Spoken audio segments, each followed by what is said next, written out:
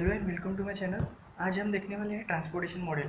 तो transportation model में basically दो टाइप होते हैं, एक मॉडिफाइड डिस्ट्रीब्यूशन और सेकंड असाइनमेंट प्रॉब्लम।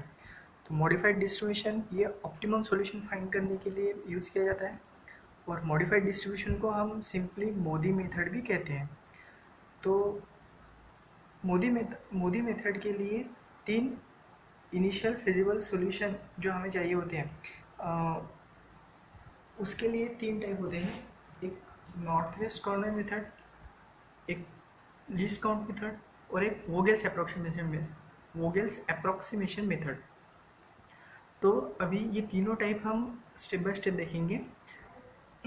तो अभी हम देखेंगे नॉर्थ वेस्ट कॉर्नर मेथड। ये हमारा प्रॉब्लम है। प्रॉब्लम में ऐसा दिया रहता है कि ये F1, F2, F3 ये तीन फैक्ट्रीज हैं जिसमें से हमें प्रोडक्ट का सप्लाई मिलने वाला है। अभी सप्लाई हम ये कॉलम में लिखेंगे 11, जैसे F1 में से 11 प्रोडक्ट का सप्लाई आएगा, F2 में से 13 प्रोडक्ट का सप्लाई आएगा और F3 में से 19 प्रोडक्ट का सप्लाई आएगा।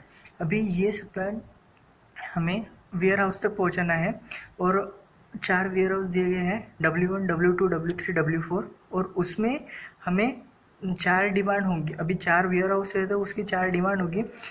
W1 की 6 डिमांड है, W2 की 10, W3 की 12 और W4 की 15। अभी ये जो सेल में हमें वैल्यू दी गई है 21, 16, 25, 13, ये ट्रांसपोर्टेशन कॉस्ट है। समझो अगर हमें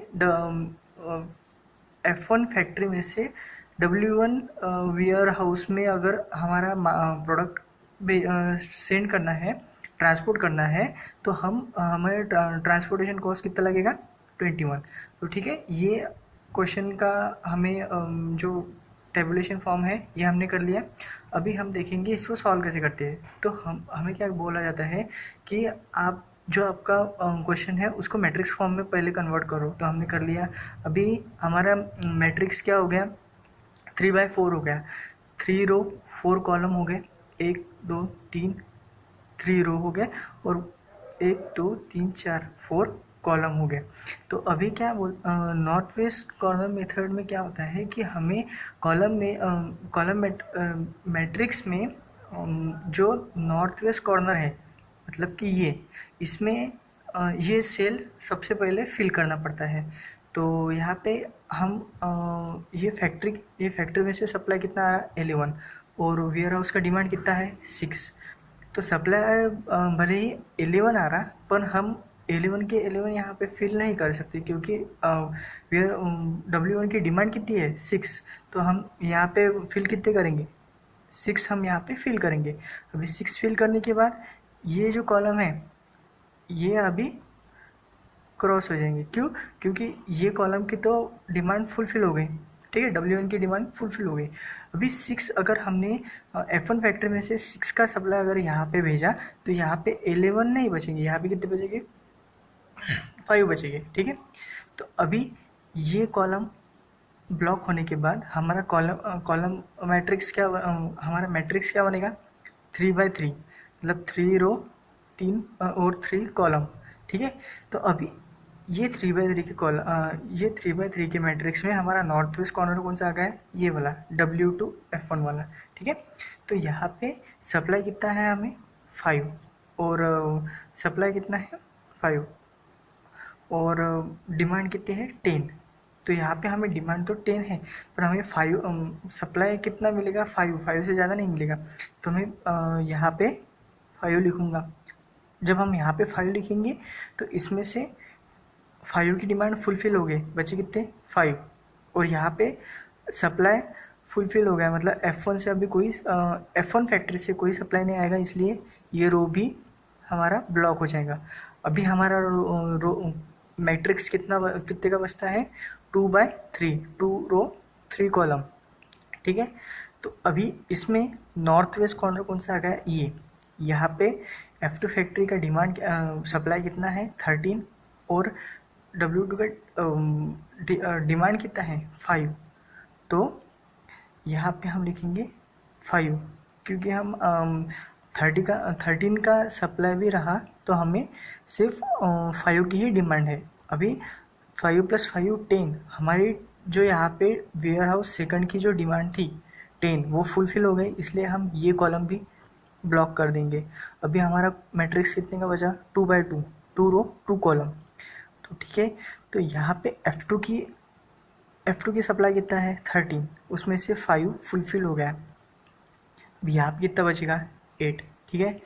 और अभी ये कॉलम में नॉर्थ वेस्ट कॉर्नर कौन सा हो गया, ये सेल हमें अभी फिल करना है। तो इसमें डिमांड है 12 और सप्लाई है 8। हम यहाँ पे 12 नहीं लिख सकते क्योंकि डिमांड अगर रही तो भी हमको सप्लाई यहाँ पे नहीं मिल रहा, तो हम जितना सप्लाई है उतना यहाँ पे फिल करेंगे, वो हो गया 8, ठीक है। अभी यहाँ पे 8 का हमने 8 का डिमांड फुलफिल कर दिया, तो यहाँ पे बचेंगे 4, और यहाँ का सप्लाई फुलफिल हो गया ये फैक्ट्री का, इसलिए हम इस पर कर देंगे क्रॉस क्योंकि ये रो हो गया ब्लॉक। अभी हमारा रो कितना बचा 1/2, 1 रो 2 कॉलम। यहाँ पे अभी हमारा डिमांड कितना है 4, तो हमने यहाँ पे 4 लिख दिया। 4 लिखने के बाद यहाँ पे हमें 19 का सप्लाई था, 4 हमने भेजे, तो यहाँ पे सप्लाई में कितने बचे अभी 15, ठीक है। तो अभी लास्ट सेल कौन सा बचा, ये हमारी डिमांड है 15 की और सप्लाई भी है 15 का, इसलिए हम यहाँ पे 15 फुलफिल कर देंगे। अभी ये 45 क्या है, ये हमें इसलिए लिखा है कि जो हमारा सप्लाई है 11, 13, 19 ये और डिमांड इक्वलाइज है कि नहीं ये चेक करने के लिए 6 + 10 + 12 + 15 इनका एडिशन होता है 45, 11 + 13 + 19 का एडिशन होता है 45। तो ठीक है, सप्लाई और डिमांड हमारा सही था, इसलिए हमारा पूरा सेल भी फिल हुआ और सप्लाई या डिमांड में से कुछ भी नहीं बचा, अभी यहाँ पे फुलफिल हो गया, ठीक है। तो अभी क्या करना है, हमें जो टोटल कॉस्ट होती है वो निकालना पड़ेगा। टोटल अभी हमने फुलफिल तो कर दिया, पर यहाँ पे जो ट्रांसपोर्टेशन कॉस्ट आएगी वो क्या आएगी, तो हम क्या करते जो भी हमारा यहाँ पे हमने फिल किए, जितने भी प्रोडक्ट हमने फिल किए 6, 15, इनको जो ट्रांसपोर्टेशन कॉस्ट है ये ऊपर लिखी हुई 21, 16 इनसे मल्टीप्लाई करेंगे। कैसे, देखिए 6 × 21 + 5 × 16 + 5 × 18 + 8 × 14 4 + 4 × 18 4 × 18 + 15 × 41 15 × 41। अभी इसका टोटल आंसर आएगा 1095 रुपीज़। अभी जो हम तीनों मेथड जब हम कंपेयर करेंगे तो लास्ट में हम ये जो टोटल कॉस्ट आती है ट्रांसपोर्टेशन की ये हम फाइंड करेंगे और देखेंगे कि बेसिक फिजिबल सॉल्यूशन अगर हमें फाइंड करना रहा तो सबसे प्रेफरेबल मेथड कौन सी होगी। तो ये हो गई हमारी नॉर्थ वेस्ट कॉर्नर मेथड। तो अब हमारी नेक्स्ट मेथड है least cost method. Least cost method में क्या होता है कि जो अभी नॉर्थ वेस्ट कॉर्नर मेथड होने के बाद हम देखेंगे least cost method. Least cost method में क्या होता है, जो भी रो हम फिल करते हैं वो ट्रांसपोर्टेशन कॉस्ट के हिसाब से फिल करते हैं। जो ट्रांसपोर्टेशन कॉस्ट सबसे कम होती है वो सेल हम पहले फिल करते हैं। तो अभी फर्स्ट रो में सबसे कम ट्रांसपोर्टेशन कॉस्ट किसकी है 30 W4 की, ठीक है। तो यहाँ पे 13 सबसे लीस्ट कॉस्ट है, तो हम जो सप्लाई है 11 वो पहले सेल में फुलफिल करेंगे, ठीक है। अभी ये सप्लाई हमने फुलफिल करने के बाद ये पहला रो ब्लॉक हो जाएगा क्योंकि अभी सप्लाई हम दूसरे सेल में कर नहीं सकते, ठीक है। तो पहला रो ब्लॉक हो गया और W4 में हमने 11 की जो डिमांड थी वो फुलफिल कर दी। अभी 11 की डिमांड जब हम यहाँ पे फुलफिल करेंगे तो यहाँ पे 15 नहीं बचेंगे, 15 में से 11 गए, यहाँ पे 4 बचेंगे, ठीक है। तो अभी फर्स्ट रो ब्लॉक होने के बाद हम सेकंड रो देखेंगे। सेकंड रो में सबसे लीस्ट ट्रांसपोर्टेशन कॉस्ट कौन सी है 14। यहाँ पे W में हमें W3 में डिमांड कितनी है 12 और सप्लाई कितने का आ रहा, 13 का। तो हम यहाँ पे 12 प्रोडक्ट ये सेल में डालेंगे और 13 में से 12 गए, बचा एक। तो एक प्रोडक्ट जो 14 से बड़ा नंबर है 17, उसमें डालेंगे। तो एक प्रोडक्ट यहाँ पे डाला और एक और 12 प्रोडक्ट हमने यहाँ पे फुलफिल किए, तो ये रो ब्लॉक हो गया, ठीक है। और जब हम ये कॉलम में 12 की डिमांड फुलफिल की, तो ये कॉलम भी यहाँ पे ब्लॉक हो गया। और ये कॉलम में हम ये रो में हमने एक प्रोडक्ट यहाँ पे भी फिल किया, तो ये कॉलम में 6 की डिमांड थी, ये अभी 5 हो गई। अभी लास्ट रो बचता है हमारा। लास्ट रो में जो सबसे लीस्ट कॉस्ट थी ट्रांसपोर्टेशन की, वो 18, वो कॉलम तो हमारा ब्लॉक हो गया। अभी 18 से बड़ा नंबर कौन सा है, 27। तो ये कॉलम में देखेंगे हमारी डिमांड है 10 और सप्लाई हमको आ रहा 19। तो अभी यहाँ पे हम 10 फिल करेंगे। 10 फिल करने के बाद यहाँ पे बचेंगे 9, ठीक है। तो 10 फुलफिल 10 की डिमांड हमारी फुलफिल हो गई। फिर 27 से बड़ा नंबर कौन सा है, 32 या 41। तो हम यहाँ पे 32 में जाएंगे। तो 32 में हम ऑलरेडी हमने एक प्रोडक्ट यहाँ पे फुलफिल कर दिया, तो हमारी डिमांड यहाँ पे बचती है 5। तो हमने यहाँ पे 5 की डिमांड फुलफिल की। और फिर सबसे लास्ट आता है हमारा ट्रांसपोर्टेशन कॉस्ट 41 रुपीज़। अभी 5 + 10 हो गए 15 बचे। टोटल सप्लाई था हमारा 19, उसमें से 15 गए, बचे 4। तो 4 प्रोडक्ट हम ये सेल में फुलफिल करेंगे। तो अभी हमारा टोटल कॉस्ट कितना आएगा, 11 × 13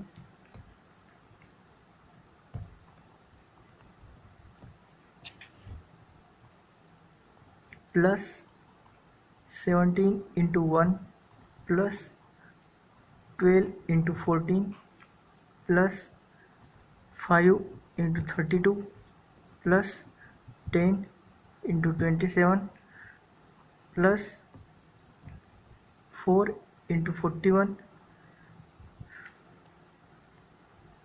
ठीक है। अभी सब जो सेल थे 1 2 3 4 5 6 सेल में जो इतने भी प्रोडक्ट थे, उनको हमने वो सेल के ट्रांसपोर्टेशन कॉस्ट से मल्टीप्लाई किया। तो इसका आंसर आएगा 922 रुपीज़। तो ये हो गई हमारी लीस्ट कॉस्ट मेथड। तो अभी लास्ट मेथड हमारे पीछे वो हो गया अप्रॉक्सीमेशन मेथड, जिसे पेनल्टी मेथड भी कहा जाता है। इसमें हमें क्या करना है, रो और कॉलम मैट्रिक्स में से जो ट्रांसपोर्टेशन कॉस्ट होती है, उसमें से फर्स्ट मिनिमम ट्रांसपोर्टेशन कॉस्ट और सेकंड मिनिमम ट्रांसपोर्टेशन कॉस्ट का डिफरेंस निकाल के हमें यहाँ पे पेनल्टी की वैल्यू लिखनी पड़ती है। जैसे यहाँ पे 13 और 16 इन दोनों का डिफरेंस 3 हो गया, वो हमने यहाँ पे लिखा। उसी तरह से हर रो का पेनल्टी हम यहाँ पे फाइंड आउट करेंगे। हर कॉलम का, यहाँ पे 3 कॉलम में 1 2, हर कॉलम का 1 2 3 4 कॉलम का हम यहाँ पे पेनल्टी फाइंड आउट करेंगे। 21 - 17 = 4। इसे हर कॉलम का हम पेनल्टी फाइंड कर लेंगे। फिर सबसे पहले हमें वो कॉलम या वो रो फिल करनी है जिसकी पेनल्टी मैक्सिमम हो। तो यहाँ पे 4 2 4 10 3 3 9, इसमें से मैक्सिमम पेनल्टी 10 आई हमारी। तो हम W4 कॉलम सॉल्व करेंगे। यहाँ पे सप्लाई 11 और डिमांड 15 की है। तो हम सबसे पहले यहाँ पे 11 लिखेंगे। तो 11 लिखने के बाद यहाँ पे 4 बचेंगे। तो जैसे ही 11 यहाँ पे हम फिल कर देते हैं, फर्स्ट रो हमारी ब्लॉक हो जाती है, क्योंकि अभी हमें सप्लाई हम किसी भी रो में सप्लाई नहीं कर सकते। तो सेकंड स्टेप अगेन हमें जो बचे हुए कॉलम है उसमें से पेनल्टी निकालनी पड़ेगी। इन दोनों का डिफरेंस 15 27 माइनस 18 9, 18 माइनस 4 4, 41 माइनस 23 18। अभी रो में पेनल्टी हम निकालेंगे 18 माइनस 27 9, यहाँ पे 3 और ये रो हमारी ब्लॉक हो गई। इसके सामने हम इसकी पेनल्टी नहीं निकालेंगे। तो अभी सबसे ज़्यादा इसमें मैक्सिमम पेनल्टी 18 मतलब फोर्थ कॉलम की ही है। तो इसमें 2341 लीस्ट कॉस्ट हमारी है transportation cost W4 second row में की। तो यहाँ पे हम 13 का सप्लाई है और 4 की डिमांड है, तो हम यहाँ पे 4 लिख देंगे। तो ये कॉलम भी ब्लॉक हो गया। अभी नेक्स्ट फिर से हमें पेनल्टी निकालना पड़ेगा 15 9 4। ये कॉलम हमारा ब्लॉक हो गया। ये सेम रहेगा 9 3। ठीक है। तो अब फिर से यहाँ पे हम देखेंगे कि पेनल्टी हाईएस्ट अब हमारी होगी कॉलम फर्स्ट की। यहाँ पे डिमांड 6 और लीस्ट कॉस्ट कौन से है 17 F2 W1 की। तो यहाँ पे हम 6 फिलअप कर देंगे। तो 13 में से पहले 4 गए थे,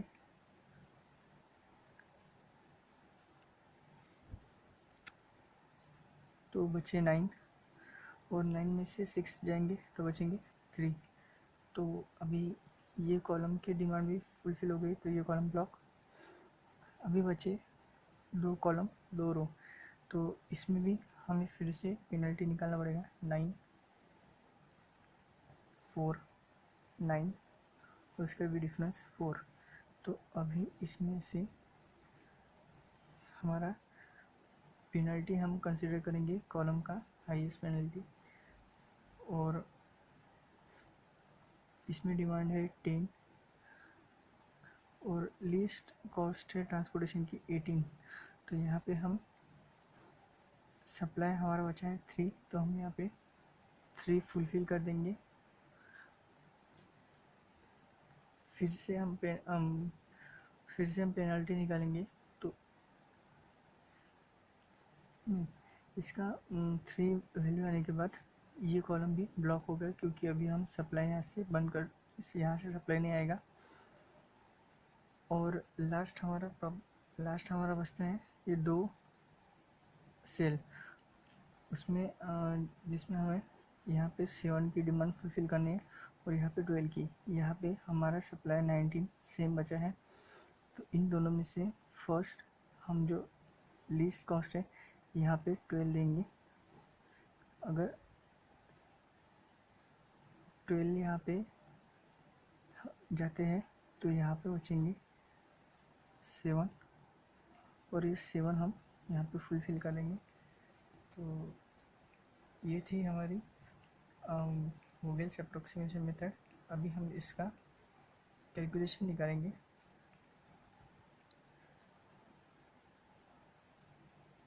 L1 into 13 plus 6 into 17 plus 3 into 18 plus 4 into 23 plus 7 into 27 plus 12 into 18। तो इसकी वैल्यू आएंगी 796। नॉर्थ ईस्ट मेथड में हमारी वैल्यू आई थी 1095 रुपीज़ और लीस्ट कॉस्ट मेथड में हमारी वैल्यू आई थी 922 रुपीज़ और वोगेल्स अप्रॉक्सीमेशन मेथड में हमारी वैल्यू आई 796। तो जब भी हम बेसिक फिजिकल सॉल्यूशन निकालते हैं तो सबसे लीस्ट फिजिकल सॉल्यूशन आता है हमारा वोगेल्स अप्रॉक्सीमेशन मेथड से।